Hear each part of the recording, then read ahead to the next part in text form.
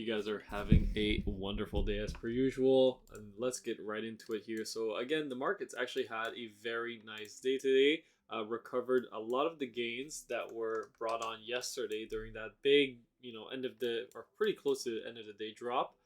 And right now we're just doing some inside red bar price action. So again, if you don't know, right now we have a very big candle. As long as we remain inside of this red candle, right inside of the body of the red candle like so. So basically between this range and this range right here, then this would be bearish consolidation for a potential drop. A potential drop or continuation towards the downside. It could also be like a B wave, like we kind of illustrated yesterday. This could technically finish at any moment and then just come back down in a C leg. But right now, there's still a lot of bullishness. We've been in a tremendous rally from the lows, so it's to be expected that every dip there's gonna be lots of buyers. But we've been experiencing lots of dark pool trades at the highs, and probably along this entire journey up, we've been experiencing lots of dark pool trades, and I'm assuming these are people selling. But I would be gearing up for a potential long position if we were to come back down to the 455 to 460 area, right? So right when we enter this zone here, this could be a very strong buy area for a potential long on the SPY, as I do believe we would get another very big melt up scenario into early January, maybe even as early February as well. And that's probably when we're gonna start to run into some potential resistance, and we're gonna get a bit of a slowdown in the market. And that's probably after Q1. That's probably when we're gonna start to roll over. But I'm not gonna do any 2024 outlook just yet. So many things can go wrong and so many things can go right in between then.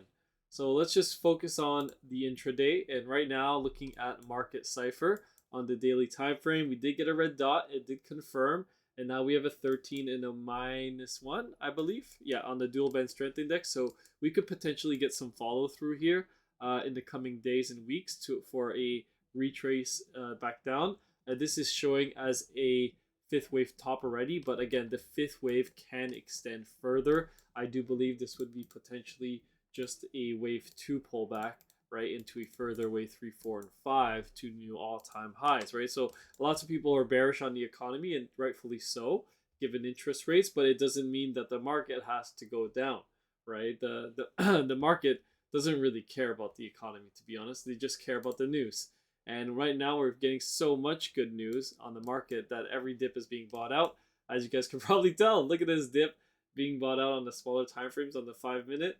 And you can see we gapped up today and floated higher throughout the day. So again, you can see these buys are very strong right now in a bull trend. So when you see these buy signals here, it's not really wise to try and do intraday shorts or whatever when you see these buy signals. These if anything, set a buy order here. And if you are in the money, trail your stop. And then if you come back down, you get stopped out and you buy on the next dip, right?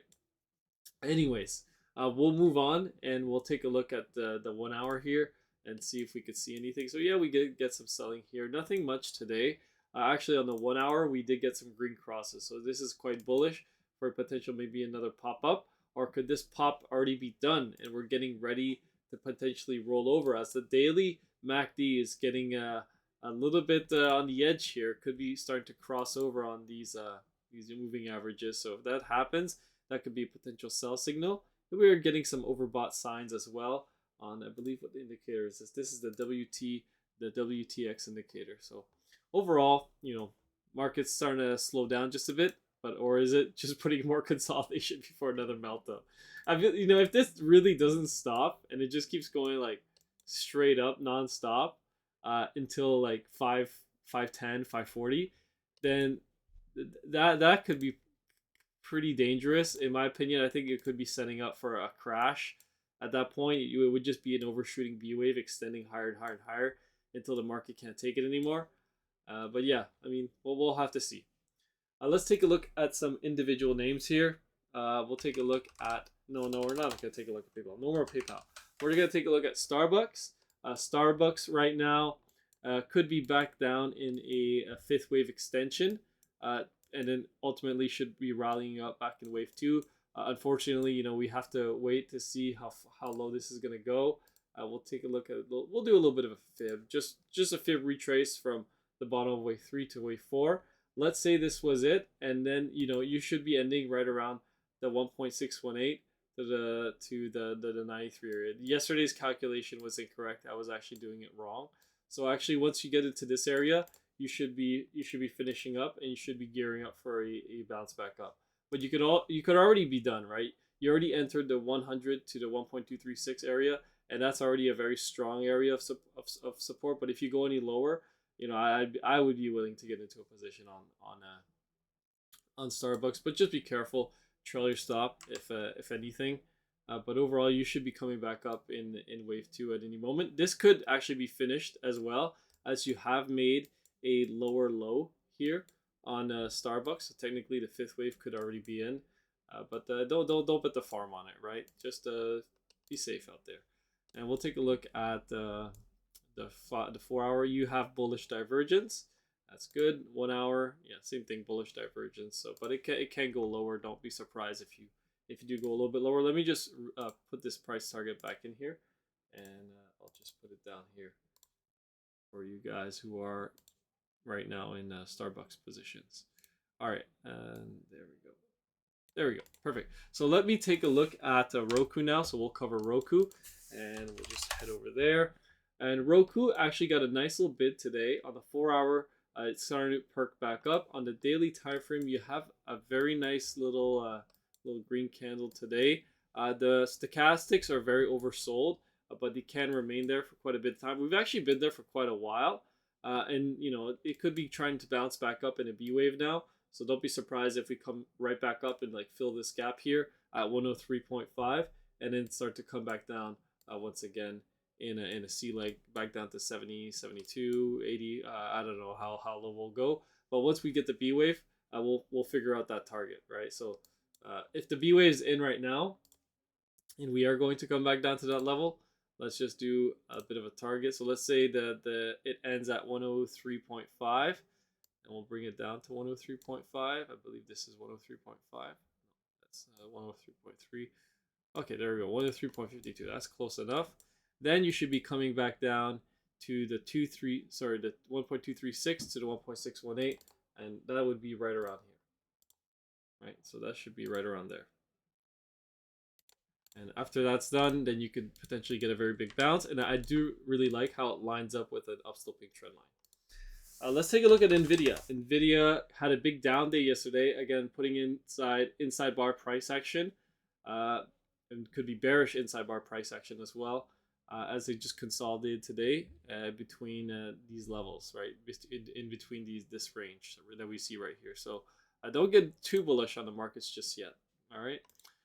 Let's just get into Apple. Take a look at Apple. Apple actually had a couple of down days recently, and what today surprisingly was a down day as well, even with the markets gapping up.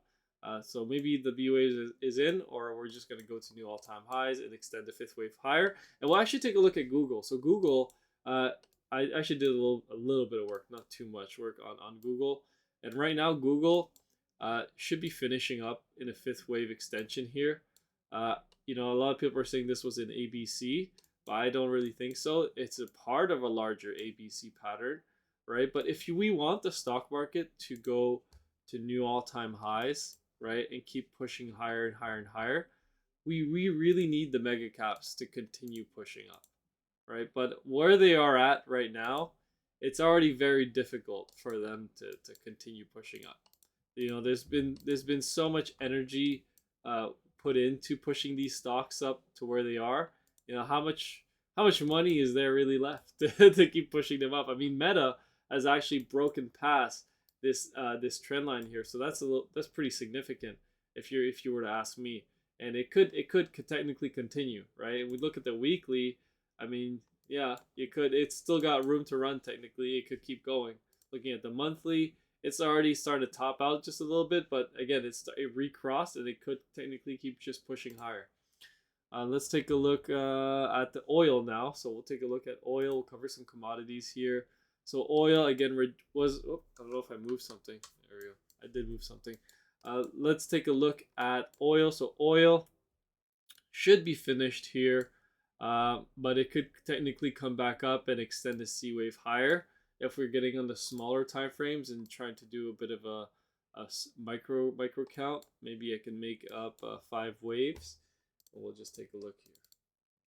See what we can do for the 5th waves for oil. So oil, 1, 2, and 3, 4, and 5. So it could be finished already, but I would wait on it. I wouldn't bet too much that the oil is finished. You know, but the second that I see oil starting to decline, I do expect that maybe the markets could start to decline as well. And that's going to be our sign that we might be getting ready to potentially buy the dip, because oil is not going to go down in a straight line.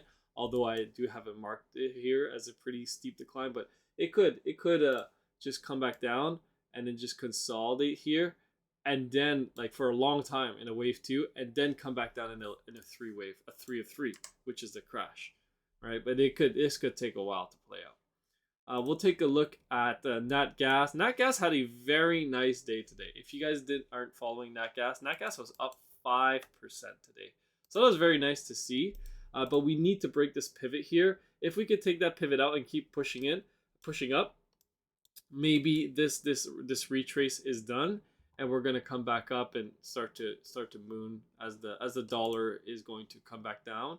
And the dollar is coming down significantly here, and it's just getting pummeled today. The GDP numbers actually missed and were worse than expected, so that's actually bullish for equities when the dollar goes down. But yields went up surprisingly, so we're getting a lot of mixed data here, and the yields are oversold right now. And I would expect a B wave coming back up for the 20-year yield, and this would be bearish for the market. So again, maybe we'll retrace back up, retest this as resistance, come a little bit lower, but ultimately find a significant low, and then we'll start to go back up to 6, 7, 8% on the yields. That should be the continuation of the trend. And if you're wondering why I say this, take a look at the 10-year, right? The 10-year yield on the 40-year, not the 40-year, but 10-year yield. We have broken a 40-year downtrend, right? So this is very significant in my opinion.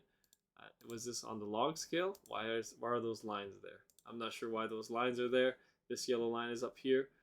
Maybe it's for this pivot. But overall, this is a very long-term downtrend that we've been in. We've finally broken it, and we've broken out. Are we going to come back and retest this as a breakout? I don't think so. I wouldn't expect it to. Maybe we could try to match another level here. Maybe if you did this, right? Maybe you'll come back down to 2% if you're lucky. But if I wouldn't, bet the farm on it that we would do that. We are in a strong uptrend in yields, and I expect the yields to continue to go higher and higher and higher, even with the amount of debt that we do have. The governments don't care. They want to spend more money, and to combat all that money, the money printing and inflation, they're just going to keep raising the rates, right? And they'll have more subsidies and all that stuff to help out the people, but it won't be enough, right? It will never be enough. They've messed up too much this time. But yeah, overall market outlook remains the same. We can continue to float up, but I would be looking to buy the dip on a pullback, right? We're going to be looking and waiting patiently for this wave 2, right? We thought the wave 2 would be down here when we were up here. It wasn't, and now we're at basically the all-time highs. If anything, I'll be looking for a retest of this down-sloping trend line and a bounce back up to new all-time highs. All right, have a good night, guys. Peace.